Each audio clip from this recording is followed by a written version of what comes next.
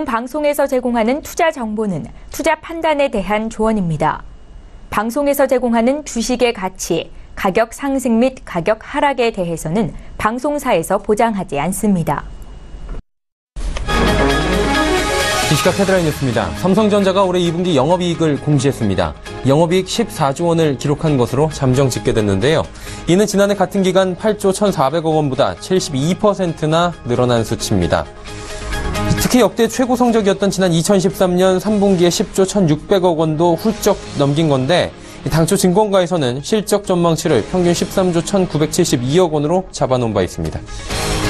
중국에 진출한 국내 대기업들이 사드 여파와 중국 업체들의 경쟁력 향상으로 사업을 접거나 또 대대적인 구조 조정에 나서고 있습니다. CJ 오쇼핑은 올해 안에 중국 광저우 기반의 남방 CJ 사업을 접기로 했습니다. 이마트도 이르면 올해 안에 6개 중국 매장 전부를 처분할 계획이라고 밝힌 바 있고 롯데홈쇼핑도 운영 중인 중국 사업권 3곳 가운데 2곳에 대한 매각 작업을 벌이는 등 사실상 중국 사업 청산에 들어간 상태입니다. 여기에 최근 어려움을 겪고 있는 제조업체들의 구조 조정까지 예정돼 있어 새로운 현지 전략 및 패러다임이 필요하다는 분석입니다. 미국이 한국산 수출품에 물린 반덤핑 상계 관세가 중국, 인도에 이어 3번째로 많았습니다.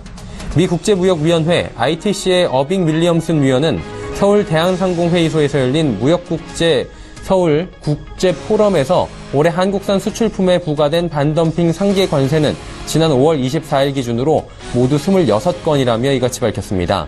이는 지난 2010년 10건, 2015년 17건보다 늘어난 수치입니다. 올해 직장인들의 여름 휴가는 이달 넷째 주와 8월 첫째 주에 몰릴 것으로 예상됩니다. 취업포탈 잡코리아가 직장인 1,000여 명을 대상으로 조사한 결과 78%가 올해 여름 휴가를 간다고 답했습니다. 시기는 8월 첫째 주에 가겠다는 응답자가 26%로 가장 많았고 7월 넷째 주가 16%로 그 뒤를 이었습니다. 82%가 넘는 직장인이 국내 여행을 계획하고 있고 가장 인기 있는 휴가지는 제주, 또 휴가 기간은 평균 3.9일로 조사됐습니다. 시청자 여러분 안녕하십니까. 오늘장 내일장 일부 서정덕입니다. 조금 전 헤드라인 뉴스에서도 전해드린 바가 있고요. 많은 언론 보도를 통해서 접하셨을 겁니다. 오늘 아침 8시 30분경에 삼성전자의 실적 잠정 발표치가 있었습니다. 시장이 예상치를 좀 뛰어넘는 이른바 어닝 서프라이즈 수준이다라는 평가들이 있고요. 괄목할 만한 수치다. 이런 얘기들까지 나오고 있는 상황입니다. 이른바 삼성전자 효과로 그동안 코스피가 굉장히 또 상승을 덩달아 했던 것도 있기 때문에 이로 인한 오늘장의 상승도 충분히 기대해 볼 만했습니다. 하지만 삼성전자도 빠지고 있고요. 오늘 코스피 지수 역시 잘 가지 못하고 있는 상황입니다. 어떤 변수가 작용을 한 걸까요? 이미 시장에는 선 반영이 된 걸까요? 아니면 오늘 하루에 차익 실현 매물이 출회되고 있는 걸까요? 궁금하실 겁니다. 그리고 삼성전자를 필두로 해서 본격적인 실적장이 이제 펼쳐지고 있는데 어떤 대응 방향성을 가져가야 할지 이 부분도 고민이 되실 겁니다. 본격적으로 다뤄보도록 하겠습니다. 오늘장, 내일장 일부 출발합니다. 코스피부터 확인해 보도록 하죠. 2381포인트입니다. 일단은 많이 빠지진 않고요. 6포인트 정도 지금 낙폭이 좀 기록이 되고 있는 상황입니다. 0.2%, 0.3% 정도의 하락인데 일중 흐름 좀 살펴보도록 하겠습니다. 장 초반보다 오히려 그래도 올라왔습니다. 장 초반에 삼성전자 실적 발표가 있는데도 불구하고 삼성전자 밀렸고요. 시장 전체적으로 좀 밀리면서 시작을 했습니다. 2378포인트부터 출발을 했는데 장 초반에 2380포인트는 회복을 했고요. 장 고가는 2384포인트, 현재 포인트는 2381포인트. 하루 종일 파란불 권역에서 움직이고 있는 코스피 지수고요. 낙폭 회복은 오늘 안 되고 있는 상황입니다. 수급 조치 확인해 보도록 하죠. 외국인이 오늘 많이 팝니다. 1150억 원 팔고 있고요. 개인, 기관이 사는데 개인은 소폭 427억 원, 421억 원 사고요. 기관은 712억 원 사는데 금융투자가 881억 원이나 지금 사고 있는 상황이다라고 집계가 되고 있습니다. 다음 이제 시가총액 상위 종목들도 좀 살펴보도록 하겠습니다. 말씀드린 대로 삼성전자 장 초반의 낙폭보다는 많이 줄였고요. 이제 9,000원 정도 하락 수준에 머무르고 있습니다. 240만 원까지 이제 얼마 남지 않았고요. SK하이닉스 역시 오늘 낙폭이 있습니다. 삼성전자가 하락하니까 SK하이닉스도 덩달아 하락하는데 하지만 실적에 대한 기대는 여전합니다. 현대차 오늘도 하락하면서 15만 원 초반대까지 이제 밀려 내려옵니다. 자동차 3인방 모두 안 좋고요. 오늘 삼성물산은 1,500원 상승하면서 1%대 상승, 유일하게 시총 1위부터 5위까지 중에 상승합니다. 6위부터 10위까지도 살펴보도록 하죠. 전체적으로 빨간불입니다. 네이버, 한국전력, 포스코, 삼성생명 상승하고요. KB금융이 오늘 2% 정도의 하락이 보여지고 있는 상황입니다. 다음 살펴보도록 하죠. 현대모비스가 시총 11위까지 밀려 내려옵니다. 1.8%의 낙폭. 신한지주, SK텔레콤, LG화학까지 모두 하락하고요. 삼성바이오로직스가 오늘 하락장에서도 상승하면서 시총 15위까지 이제 올라오는 모습입니다. 자, 이제 코스닥으로 가보도록 할까요? 코스닥 지수 역시 밀립니다. 소폭이나마 좀 밀리고 있는데요. 0.1% 하락, 663포인트대입니다. 일중흐름 살펴보도록 하죠. 코스닥 지수 같은 경우에도 역시나 오늘 낙폭이 좀 하루 종일 있는 상황입니다. 빨간불과 파란불 보합권을 위아래로 움직이고 있고요. 위아래 포인트는 약 2포인트 정도를 두고 움직이고 있는 상황입니다. 일중 흐름 살펴봤고요. 수급주체 같이 보도록 하죠. 수급주체 개인만이 삽니다. 309억 원 사고요. 기관 외국인 동반 매도하는데 기관은 142억 원 팔고요. 외국인은 71억 원 순매도하고 있는 상황입니다. 시가총액 상위 종목들 살펴보도록 하죠. 셀트리온 상승합니다. 500원 정도 상승하고요. 카카오가 이틀 연속 상승하고 오늘은 또 3% 가까운 낙폭이 보입니다. 메디톡스가 강합니다. 오늘 3%대 상승, CJ엔도 600원 상승, 로에는 약부합권입니다. 다음 살펴보도록 하죠.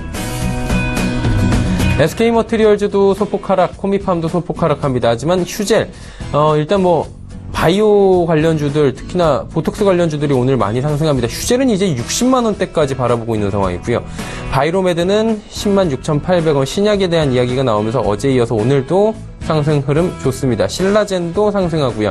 다음 살펴보도록 하죠. 컴투스도 0.85% 정도 상승하고요. GS홈쇼핑이 낙폭이 소폭이나마 보입니다. 제일홀딩스 2%대 상승, 코롱생명과학은 17만원대 초반까지 밀리고요. 원익 IPS가 1,000원 상승하면서 3만원 다시 회복합니다. 원달러 환율 살펴보도록 하죠. 이 시간 원달러 환율은 1,154원 40전에 거래가 됩니다. 3원 정도 하락하는 모습 보여지고 있습니다. 국내 양증시 흐름 여기까지 살펴보도록 하겠습니다.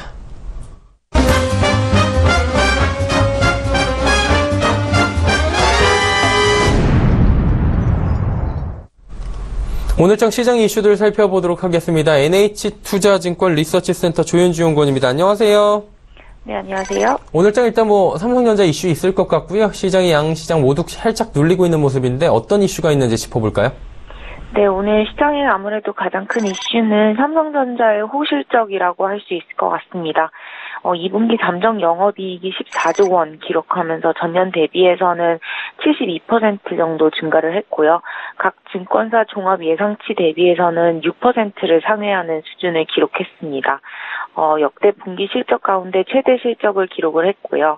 2분기 기업 실적이 기대치에 미치지 못할 것이라는 우려가 좀 있었는데 삼성전자 호실적으로 첫 단추를 좀 잘 끼웠다라고 볼 수 있을 것 같고 증시 조정설에 대한 우려가 이로 인해서 조금 누그러진 것 같다라고 판단할 수 있을 것 같습니다. 다만 2분기 실적 같은 경우에는 업종별로 좀 차별화 흐름이 예상이 되는데요. 삼성전자를 포함하고 있는 IT 그리고 은행 같은 경우는 컨센서스 지속적으로 상향 조정되고 있는 추세인데 반해 소재 그리고 에너지 업종 같은 경우는 컨센서스 계속 하락을 하고 있습니다. 또 최근 북한의 대륙간 탄도미사일 발사로 지정학적 리스크가 높아진 상황에서 화장품 엔터 같은 중국 소비 관련주의 실적 부진 행렬도 좀 당분간 지속될 것이라고 보고 있기 때문에 업종별로 2분기 실적 차별화 흐름 좀 예상이 되고 있는 상황이고요. 두 번째 실적 외에 좀 주목해야 할 부분은 아무래도 미국 중앙은행의 매파적 기조라고 좀 볼 수 있을 것 같습니다. 얼마 전 발표된 6월 FOMC 회의에서 이제 몇 명 의원들이 몇 개월 안에 중앙은행 자산 보유고 축소에 대한 언급을 하였는데요. 결과론적으로는 현재 정책을 유지하겠다라는 입장이었지만 이런 발언으로 인해서 좀 매파적인 스탠스에 대한 우려가 좀 확대가 됐었습니다. 하지만 어제 발표된 노동 지표가 좀 부진하게 나오면서 미국 테이퍼링 가속화에 대한 우려는 조금 더 일단락된 것 같은데요. 6월 민간 부문 고용자 수 같은 경우는 15만 명 증가하면서 예상치였던 18만 명을 좀 하회를 했습니다. 5월달 고용된 민간 부문 고용자 수가 22만 명이었다는 걸 감안했을 때 6월 지표는 좀 상당히 둔화된 수치이고요. 아무래도 노동 지표 부진 그리고 6월 FOMC 회의록 정책 유지 기조에 따라서 달러는 좀 약세 흐름을 보이고 있습니다. 내일 새벽에 발표 예정인 미국 일자리 보고서에서도 노동 지표가 좀 부진할 것이라는 의견이 지배적이기 때문에 달러 약세 흐름 당분간 지속될 것이라고 보고 있습니다. 오히려 미국 경제 지표가 좀 빠르게 개선되는 신호가 보이지 않고 또 테이퍼링에 대한 속도 조절이 이어질 수 있을 것이라는 기대감 때문에 원화의 추가 약세 가능성은 좀 없다라고 저희는 제한적이다라고 보고 있습니다. 자, 그러면 이런 이슈들이 장기적으로 어떤 영향을 미칠지 궁금하고요. 이슈들에 발맞춰서 전략 세워봐야 될 텐데 전략은 어떤 방향으로 가져갈까요? 네, 아무래도 앞으로 시장의 관심은 좀 2분기 실적으로 향할 것 같고요. 2분기 실적 컨센서스는 지금 현재 행보 중인데 전년 대비 EPS 증가율을 살펴보면 2분기가 저점입니다. EPS 증가율이 19.4% 정도 기록을 하면서 저점을 기록하고 있는데요. 이 EPS 증가율은 2분기 저점을 시작으로 하반기 계속해서 상승하는 모습을 보일 것이라고 예상을 하고 있습니다. 그 이유는 하반기 순이익 추정치가 2주 전에 66.4조 원이었는데요. 68.1조 원으로 현재 상향 조정이 지속되고 있기 때문에 하반기에는 2분기 실적 저점을 기준으로 계속해서 상승하는 추세를 보일 것으로 보고 있습니다. 따라서 기대치에 못 미치는 실적 발표에도 주식시장의 조정은 좀 완만할 것이라고 판단을 하고 있고요. 또 코스피 2,400포인트 기준으로 12개월 예상 EPS를 반영한 PER 같은 경우는 9.9배 수준이기 때문에 여전히 저평가 매력이 높은 상황이라고 보고 있습니다. 이와 더불어서 다음 주 외국인 수급도 좀 우호적인 흐름 보일 수 있을 거라고 보고 있는데요. 일단 삼성전자 호실적에 대한 외국인 매매가 다음 주에 좀 본격적으로 반영될 수 있을 것 같고요. 또 미국을 비롯해서 선진국, 신흥국 경제지표 서프라이즈 인덱스가 6월 후반에 저점으로 반등을 좀 시도하고 있습니다. 결국에 이 경기 모멘텀이 저점을 통과할 가능성이 높아지면서 주식시장의 추가 강세에 힘을 실어줄 수 있을 것 같은데요. 특히 글로벌 경기가 동반 회복을 보이기 때문에 이 테이퍼링에 대한 속도 조절과 함께 원화 추가 약세는 좀 제한적일 수 있습니다. 따라서 원화 강세를 염두에 둔다면 외국인이 한국 주식을 재차 매수할 가능성이 존재한다라고 보고 있습니다. 전략 같은 경우는 현재 업종에서는 IT랑 금융주, 주도세를 지속하고 있는데요. 이 외에 뚜렷한 주도주는 좀 없다라고 볼 수 있습니다. 하지만 글로벌 경제지표 서프라이즈 인덱스 그리고 인플레이션 기대 심리가 반등할 수 있을 거라는 점을 감안을 한다면 2분기에 좀 부진했던 소재, 산업재의 반등 가능성도 높다라고 보고 있습니다. 주식시장이 순환매를 통해서 깊은 조정 없이 과열을 해소할 수 있을 거라고 예상을 하고 있기 때문에 조정에 대한 과도한 우려보다는 상승 추세 속에서 지수의 저점이 좀 꾸준히 높아지는 전략 수립이 좀 더 유효한 시기라고 판단을 하고 있습니다. 네, 알겠습니다. 오늘 말씀 감사합니다. 네, 감사합니다. NH투자증권 리서치센터 조현주 연구원이었고요. 이슈 칼럼 바로 이어집니다.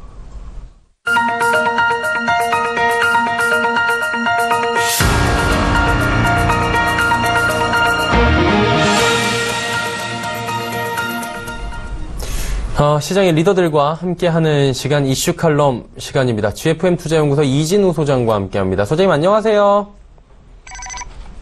소장님 나와 계신가요? 이진우 소장님. 네, 전화 연결 상태가 잠시 고르지 못한 것 같은데요. 전화 연결을 바로 잠시 뒤에 해보도록 하고요. 지수를 한번 체크를 해보도록 하죠. 코스피 지수 얼마나 변동이 있는지 살펴볼 텐데요. 코스피 지수는 2381포인트, 조금 전 한 10분 전과 비슷한 수준으로 코스피 지수는 여전히 움직이고 있습니다. 일단은 오늘 같은 경우에는 방향성 자체가 크게 없고요. 최근에 뭐 조정장이라고 하지만 크게 안 나오고 있는데 바로 또 가보도록 하겠습니다.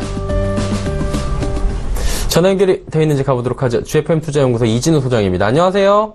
네, 안녕하세요. 예, 소장님 안녕하세요. 오늘 전화 연결로 저희가 대체를 했습니다. 들어보도록 하겠습니다. 좀 궁금한 게 있는 게 오늘도 시장이 어쨌든 간에 뭐 갈 수 있는 시장일 수도 있고요. 밀릴 수도 있는 시장인데 밀리지도 않고 가지도 않고 최근 시장이 방향성 잡기가 굉장히 어렵다라는 말들이 있잖아요. 이 부분에 대해서 좀 진단을 부탁드려도 될까요? 이유가 뭐라고 보십니까? 네, 아마 시장 수급 측면에서는 그동안 이렇게 참 많이 올랐죠, 주가가. 여기에 따른 어떤 차익 실현 욕구가 있을 만한 시점이고, 반면에 이제 전반적으로 이것이 정말 대세 상승으로 이어지는가 싶어서, 뭐 하루 이틀만 밀리면은 또 이렇게 저가 매수에 들어가고 싶은 또 세력들도 있고 한 그런 부분이 수급 측면이 예상되겠고요. 그 다음에 아무래도 2008년 금융위기 이후에 시장에 있어서 제일 큰 모멘텀이라고 한다면은 중앙은행들의 통화 정책이 되겠습니다. 근데 그 부분이 지금 이제 연준을 비롯해서 22 영남은행 이르기까지 그동안 우리가 한 10년 가까이 들었던 통화 완화 이런 쪽에서 이제 긴축 쪽으로 자꾸 돌아서는 그런 모습들. 지난주에 있었던, 며칠 전에 있었던 FMC 의사록 발표, 그리고 또 어제는 22 통화정책회의 의사록도 이렇게, 나타났는데, 여기서 대체로, 금융시장에서 전반적으로 조금 더 이렇게 거품에 대한 우려를 중앙은행들이 갖고 있다 하는 이런 인식을 갖다가 줄 수 있는 그런 레트릭들이 나왔습니다. 그러다 보니까 시장이 좀 주춤주춤하는 그런 국면을 보이네요. 그리고 지난주에 저희가 소장님한테 많이 들었던 얘기가 전 세계 중앙은행들의 기조가 지금 변화하고 있는 부분은 하반기에 우리가 지켜볼 만한 부분이고 이 10년 동안의 긴 패러다임이 바뀌고 있다는 거잖아요. 결국 양적 완화나 돈을 풀던 것들을 지금 줄이고 있는 건데 연준이 공개한 FOMC 회의록에 따르면 많은 위원들이 두세 달 내에 보유 자산을 축소할 것이다라는 얘기들이 나오고 있고요. 옐런 의장도 비슷한 얘기를 했는데 저희가 많이 얘기했던 그런 부분인 것 같아요, 소장님하고. 이 부분에 대해서 다시 한번 리뷰를 좀 해볼까요? 전망 어떻게 하고 계십니까? 네, FOMC 의사록을 통해서도 연준은 시장에 혼재된 인식을 보여줬습니다.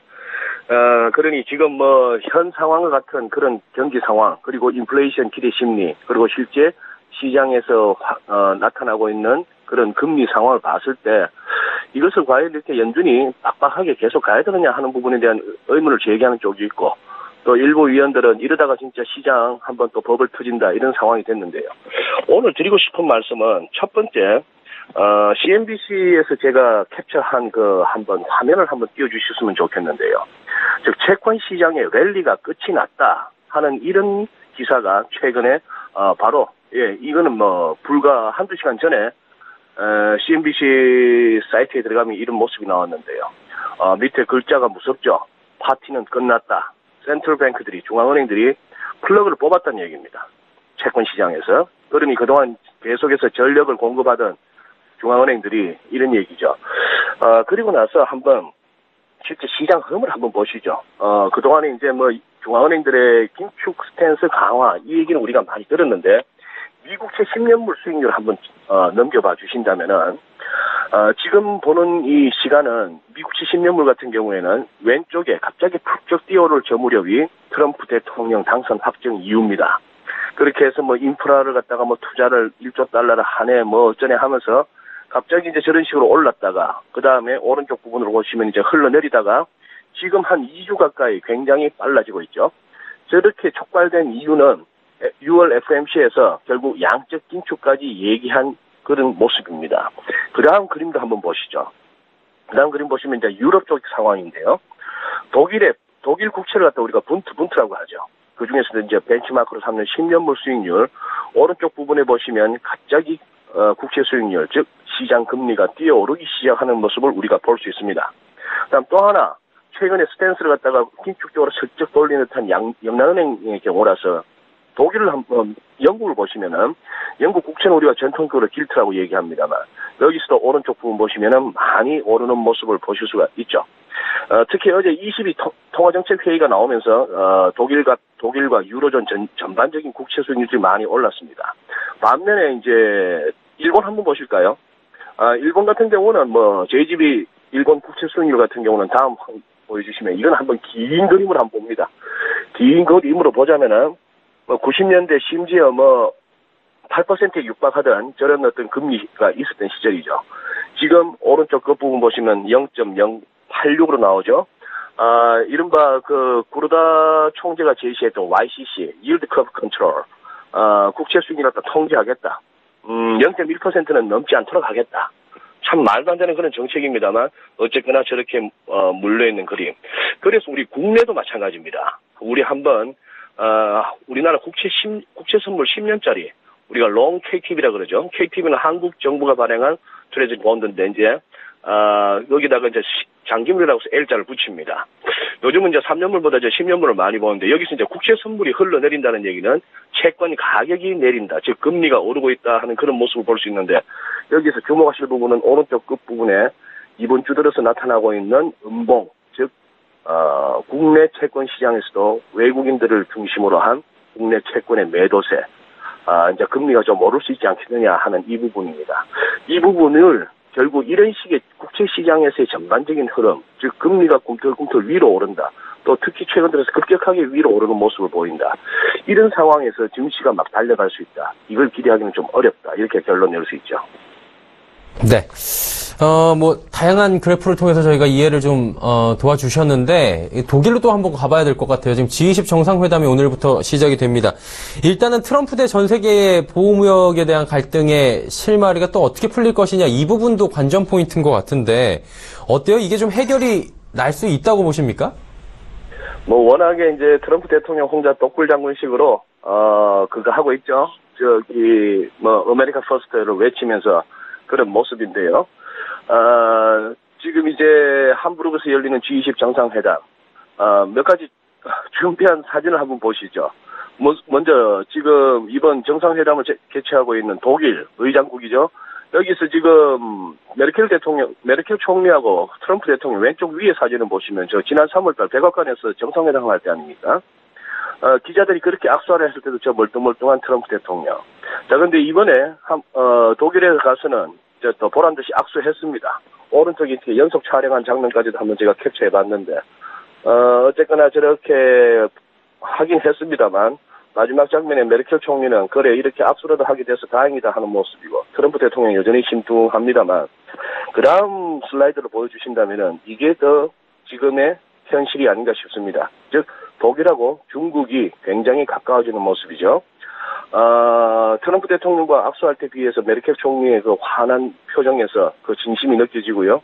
왼쪽에 보시면은 판다곰 중국이 선물로 갖다 준 그거 같이 관람하는 모습. 평리한 녀석도 같이 동행하고 있죠. 오른쪽 화면은 U12, 즉, 12살 아래 유소년들 축구하는 것도 저렇게 아주 즐겁게 바라보는 모습.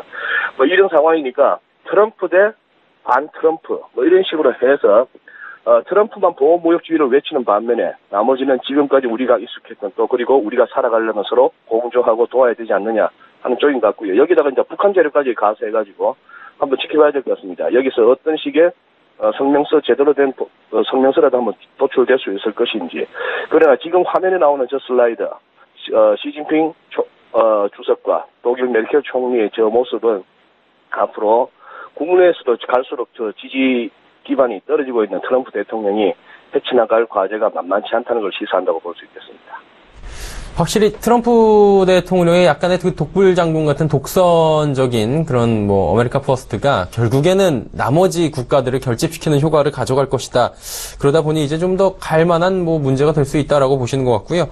환율 한번 여쭤보도록 하겠습니다. 지금도 1150원대인데 북한 리스크가, 대북 리스크가 터지고 나서 환율이 급등한 이후에 지금 1150원대에서 지속적으로 움직이고 있는데 향후의 흐름은 어떨까요?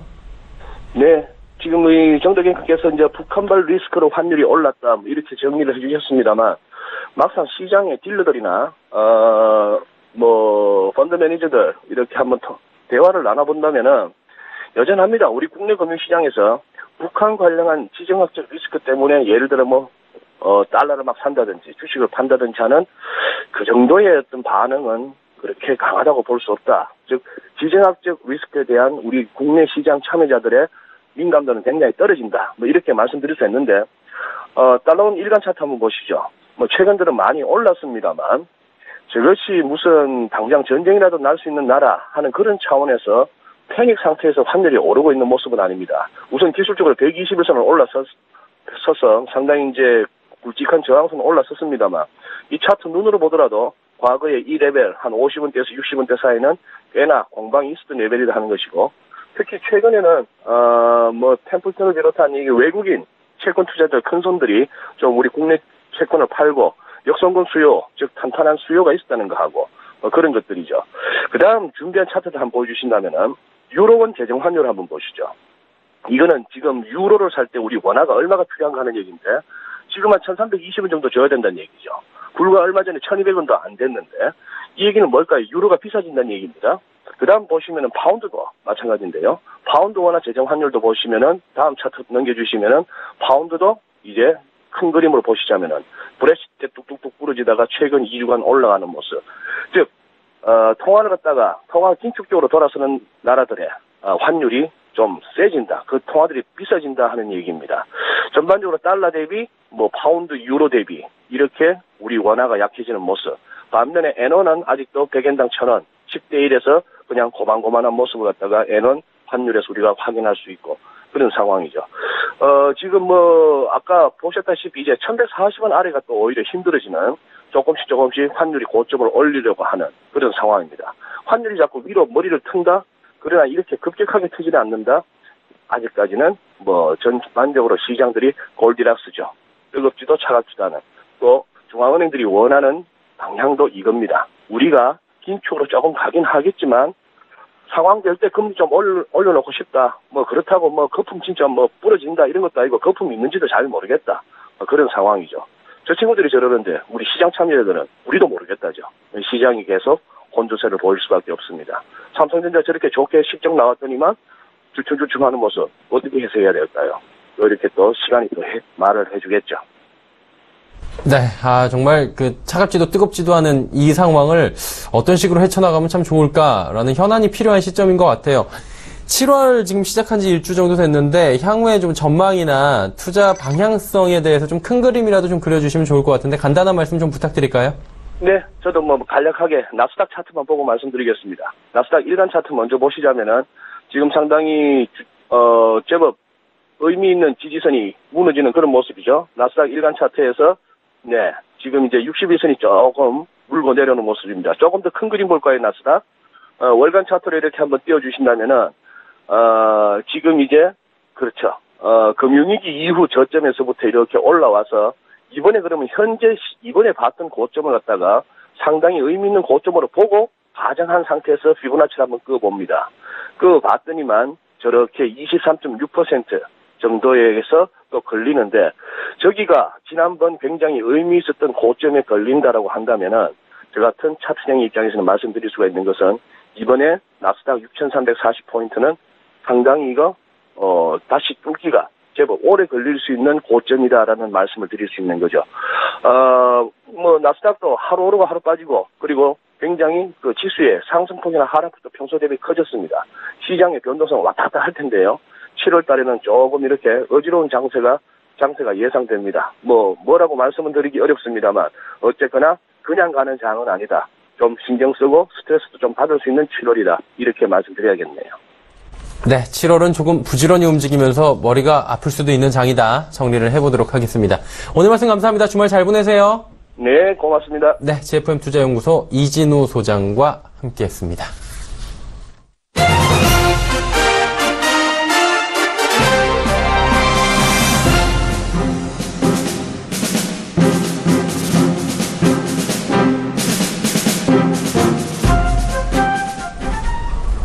자, 오늘 금요일장 시장의 화두는 삼성전자였습니다. 장 시작 전 30분 전에 삼성전자 2분기 잠정 실적이 발표가 됐는데 시장의 컨센서스를 웃도는 14조 원으로 일단은 잠정 실적 발표가 나왔습니다. 시장은 좀 환호를 할 줄 알았는데 생각보다 뜨뜻미지근한 반응이 나오고 있고요. 오히려 시장은 하락하는 분위기였고 삼성전자의 주가 역시 지금 여전히 하락하고 있는 상황입니다. 좀 여쭤보도록 하죠.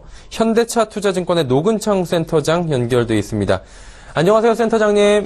네, 안녕하십니까? 예. 단도직입적으로 실적에 대한 리뷰부터 좀 부탁드리도록 하죠. 예, 일단 14조 정도 나왔고 시장 컨센서스를 6% 상회하는 아주 훌륭한 실적입니다.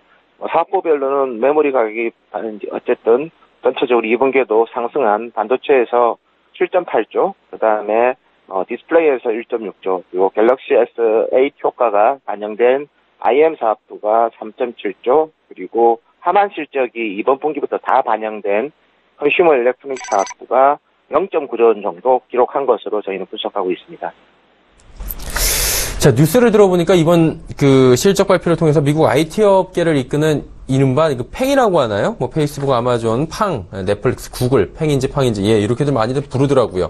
실적을 뛰어넘는다 뭐 이런 얘기까지 나올 정도로 실적이 호실적인데 뭐 이게 갖는 의미가 있을 것 같아요. 뭐 일단은 업체가 같은 IT라도 그쪽 미국 기업은 다 IT 서비스 솔루션 회사고 저희는 IT 하드웨어 회사이기 때문에 뭐 동일하게 그런 이익이 나온다는 거로 또 추월했다는 거로 그걸 큰 의미를 둘 필요는 없을 것 같아요. 산업의 성격이 다르기 때문에 다만 한국 기업으로서 그렇게 미국 기업 대비 그렇게 엄청난 실적이 나왔다는 거는 그만큼 삼성전자가 이제 메모리랑 디스플레이 시장에서 압도적인 시장 점유율을 기록하고 있다는 것을 나타내는 좋은 증거가 되지 않나 그렇게 보고 있습니다. 네, 이번에 실적을 몇 면을 좀 살펴보면 굉장히 의미 있는 게 IM 사업부 잘 나왔고요. 갤럭시 S8부터 해서 잘 나오고 있고 가전도 잘 나왔고 뭐 전체적으로 그런데 반도체 부문이 역시나 더 잘 나왔다 뭐 이런 얘기들이 있는데 각 부문별로 활약을 좀 짚어주실 수 있겠습니까? 예, 뭐 서두에 제가 말씀을 드렸지만 일단 메모리 같은 경우에는 2분기에도 DRAM 가격이 지난 1분기 대비 한 8% PC DRAM 가격이 상승을 했고 낸드 플래시 가격도 한 5% 이상 상승을 했습니다. 그래서 전체적으로 계절적 비수기에도 불구하고 메모리 가격이 계속 오를 정도로 이 산업이 어떻게 보면 빅 사이클이라는 것을 이제 나타내고 있고요.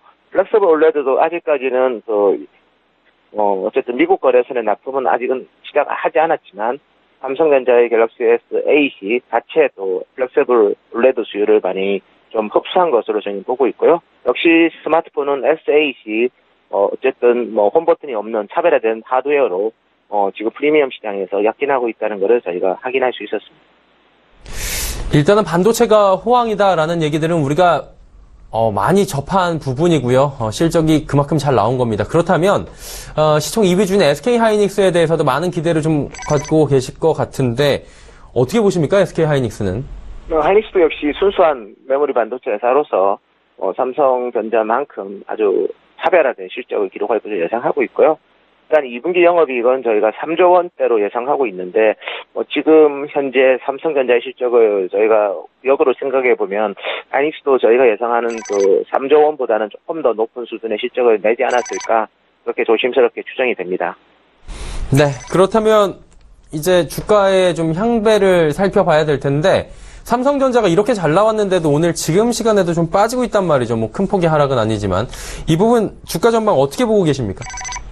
일단 하루하루 주가는 큰 의미는 없을 것 같고요. 어쨌든 재료 노출 뒤에 주가는 항상 쉬어가는 모습이었고 근데 지난 한 1년간을 돌이켜보면 결국 학성 실적 나올 때 한 번씩 또 레벨업이 됩니다. 그래서 이미 2분기 실적은 어느 정도는 이제 시장이 낙관적인 기대치도 있었기 때문에 주가가 반영된 거고 오히려 3분기에 지금 모든 IT 업체의 관심이 과연 이 정도로 메모리 가격이 움직였는데 3분기에도 메모리 가격이 또 상승할 수 있을 거에 대한 좀 약간은 좀 확인하고 싶은 심리가 있습니다. 그래서 삼성전자가 합정 실적을 발표하는 이달 말에 그 부분에 대해서 또 가이던스를 주면 그때 오히려 주가는 좀 더 의미 있게 이제 긍정적으로 반영하지 않을까 그래 보고 있습니다. 네, 오늘 말씀 감사합니다. 네, 고맙습니다. 네, 현대차투자증권 노근창 센터장과 함께했습니다.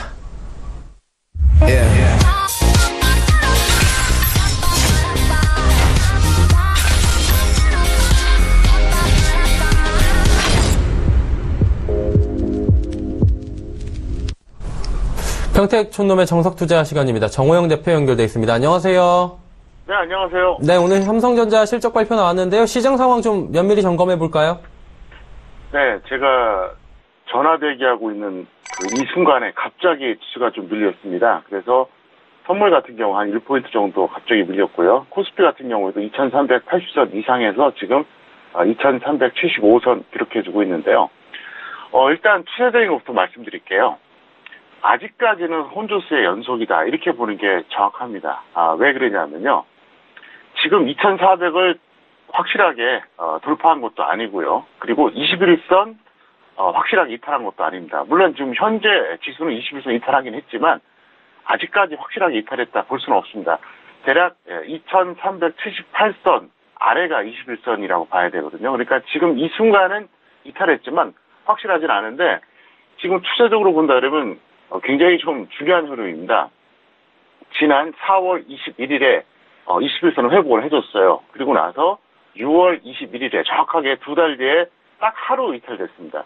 그리고 나서 오늘 이 순간 현재 이탈되는 거예요. 그러니까 4월 21일 이후로 종가 기준으로 확실하게 이탈했던 거는 6월 21일 딱 하루밖에 없었고요.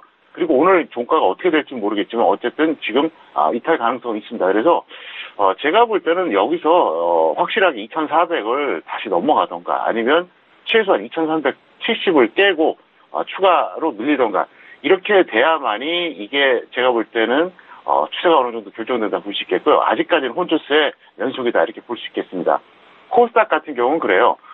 코스닥은 21선 이탈한 지가 벌써 좀 됐습니다. 21선 이탈했던 것이 바로 월요일이었거든요. 근데 제 판단으로는 그래요.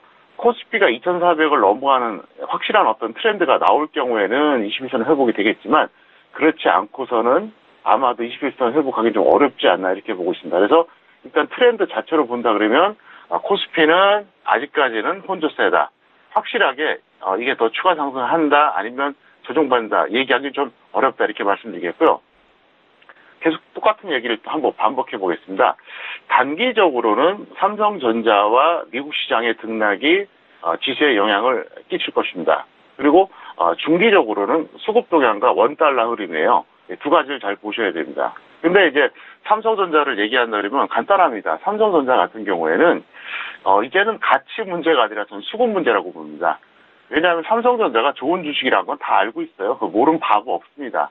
다만 이 종목에서 얼마나 새로운 신규 매수가 등장하느냐 마느냐 그 싸움이라고 봐요. 그래서 일단 삼성전자는 제가 평소에 말씀드렸던 것처럼 여기서 250만 원을 뚫어주면 이유 여하를 막느라고 지수는 급등하는 거고요. 반대로 230만 원 다시 깨주면은 아마도 지수가 한 번 정도 급락하지 않을까 이렇게 보고 있겠고요. 미국 시장 같은 경우에는 어제 조정을 받았는데 가장 특징적인 게 뭐냐 바로 나스닥입니다. 나스닥 같은 경우가 작년 12월 5일 그때 61선 회복해준 이후로 무려 7개월 만에 이탈했다는 거죠. 왜 제가 이 말씀드리냐면요. 전 세계에서 차트가 가장 정직한 게 바로 미국입니다.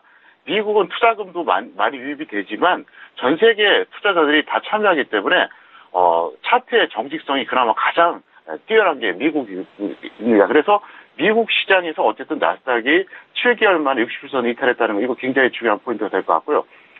그 다음에 이제 추세적인 측면에서 수급 원달러인데 제가 볼 때는 그렇습니다. 여기서 만약에 삼성전자를 비롯해서 전기전자에 신규 매수가 들어오면은 내공인 수급이 계속 유지가 될 것 같고요. 그게 아니면은 좀 어렵지 않나 이렇게 보고 있습니다.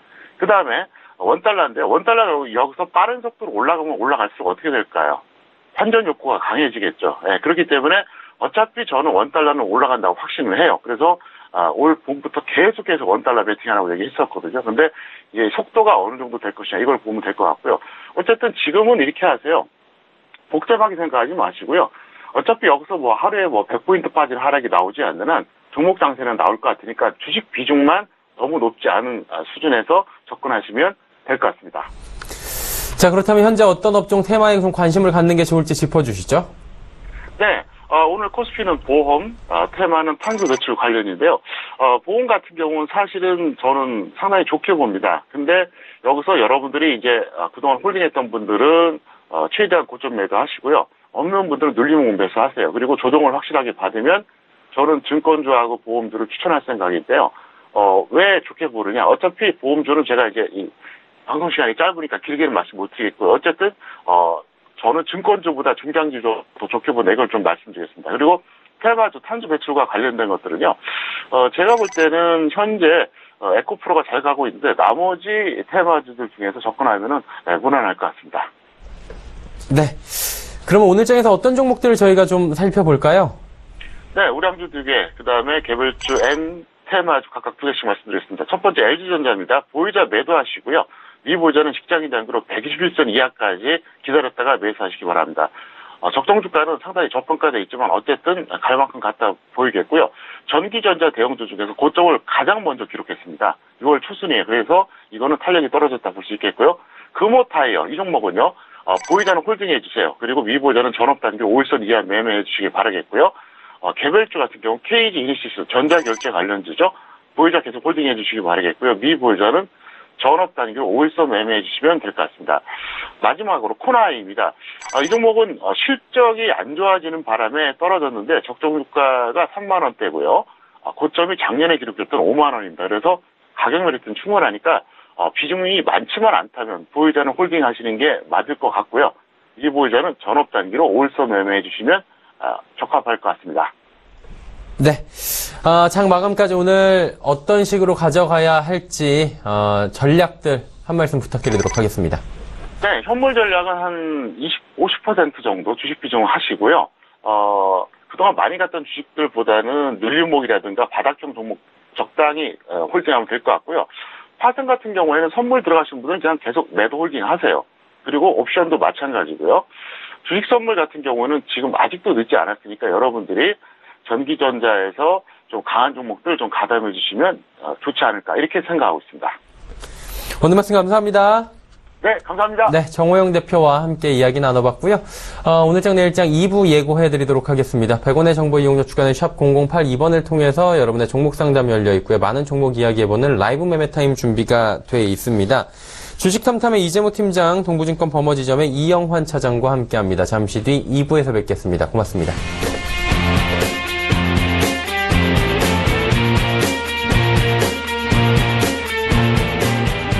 본 방송에서 제공하는 투자 정보는 투자 판단에 대한 조언입니다. 방송에서 제공하는 주식의 가치, 가격 상승 및 가격 하락에 대해서는 방송사에서 보장하지 않습니다.